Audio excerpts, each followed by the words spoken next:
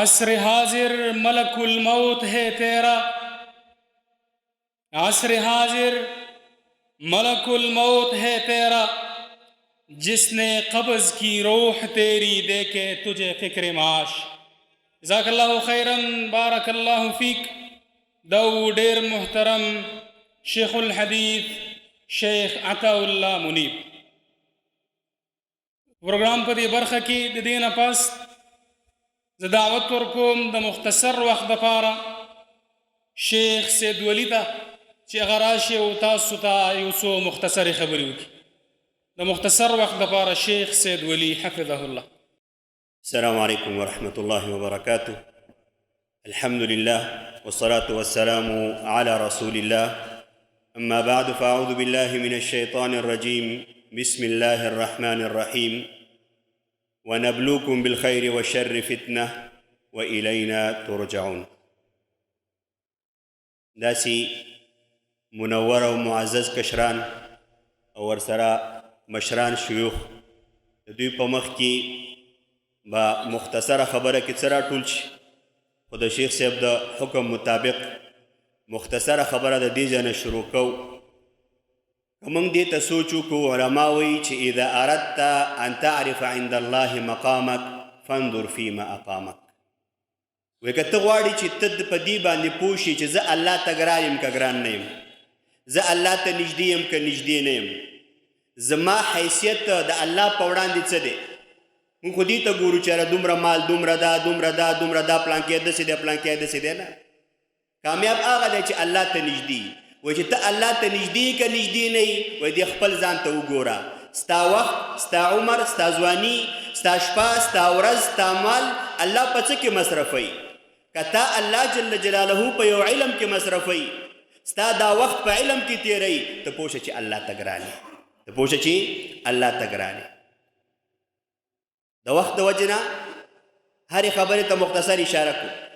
دویمه خبره، عبدالله بن مسعود رضی عنه وایي چې دا علم انسان ته آواز کوي، وایي چې یهتف العلم بالعمل فإن أجاب وإلا ارتحل.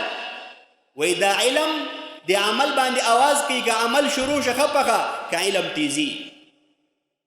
بعضې وخت کې بیا زمونږ مثال، مونږ خو ورته ظاهرا علما وایو، مونږ ته علما ښکاري، مونږ خلکو ته علما ښکارو، خو بیا زمونږ مثال د یو USB، یو CD، د انټرنیټ د یو ویب سایټ چې ډېر معلومات را سره وي، چې عمل راکې نه وي، منګه او CD یو شانتي شو. ځکه هغه سره هم ډېر معلومات دي، ما سره هم ډېر معلومات دي، چې عمل پرې نه کوم هېڅ شی هم نه. او هغه خطرناک وعید چې الله جل جلاله د اهل کتابو د علماو دپاره فرمایلی دی چې مثل الذین حملوا التوراة ثم لم يحملوها كمثل الحمار يحمل اسفارا. هغه موږ او تاسو ټولو ته معلوم دی. ورونو، خاص کر د خپلو کشرانو ته چې الله جل جلاله تاسو سره دومره انعام وکړو، دومره خاص پیرزوینه در باندې وکړله، همدا زموږ او ستاسې په شانته انسانان دي.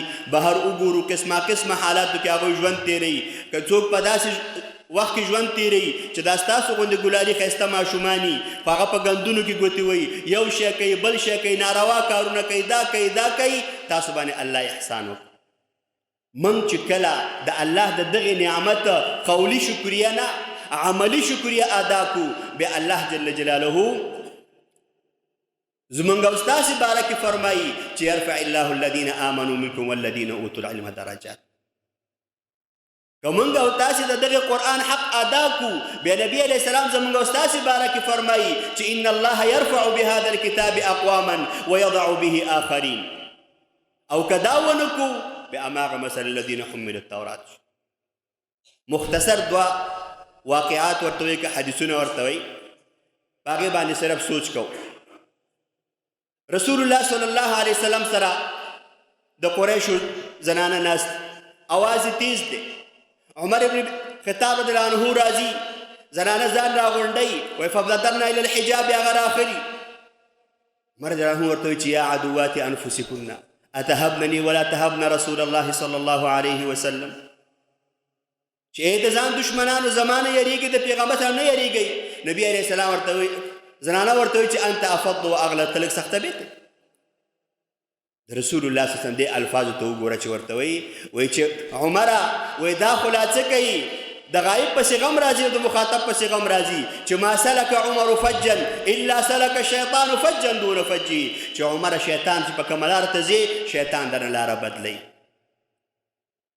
صرف همدې کې سوچ وکړو چې د عمر درانو خوراک د هغه ژوند د هغه د ژوند سهولتونه د هغه د بدن باډي نه سرونه دوو نه سترګې څلور وي نه خولې دوې وي نه خوراک خو زمونږ او ستاسې په شان ته باندې انسان و دغې مرتبې ته څنګه رسېدلی و چې شیطان ترې لاره بدلوي او موته باندې شیطان کومې نخرې نه کوي.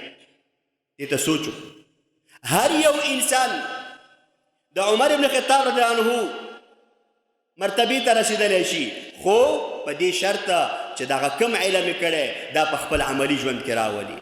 والعصر ان الانسان لفي خسر الا الذين امنوا وعملوا الصالحات او ورسره وتواصوا بالحق وتواصوا بالصبر ته ورسي. شیخ صاحب یو حدیث به بوله ستا په اجازه. دویم رسول الله صلی الله علیه وسلم ناس مختصر یې هم ځکه ټول الحمدلله علما یې تاسو ته پته ده صرف چې نظر نه م تېر شي. نبي علیه السلام ناس او د هغه پیڅه یا لنګ لږ راوچت دی. ابوبکر راضي نبي اسلام په خپل حالت باندې دی. عمر خطاب راضي نبي اسلام په خپل حالت باندې دی. عثمان ابن عفان راضي نبي اسلام په خپل حالت باندې دی. کله چې عثمان ابن عفان راشي نبي اسلام رانیق شي عائشه رضی الله عنها ورته چې د الله رسوله د ټول امت خو په دې باندې اتفاق او اجماع ده چې ابوبکر افضل البشریه بعد الانبیاء ورپسې عمر ورپسې عثمان.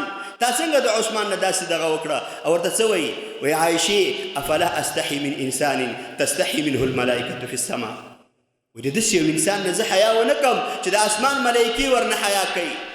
زمونږ نه خپله ښځه حیا نه کوي خپل بچي رانه نه کوي خپل ګاونډي رانه نه کوي خپل شاګرد رانه نه کوي خپل استاد رانه کوي دی نه کوي دی نه کوي. ولې فرق څه شی دی؟ فرق دا دی چې موږ د عثمان ابن عفان رضی الله عنه په هغه علم چې هغه پې عمل کړی هغه قرآن چې هغه پې عمل کړی هغه حدیث چې هغه پې عمل کړی موږ پې نه دی کړی.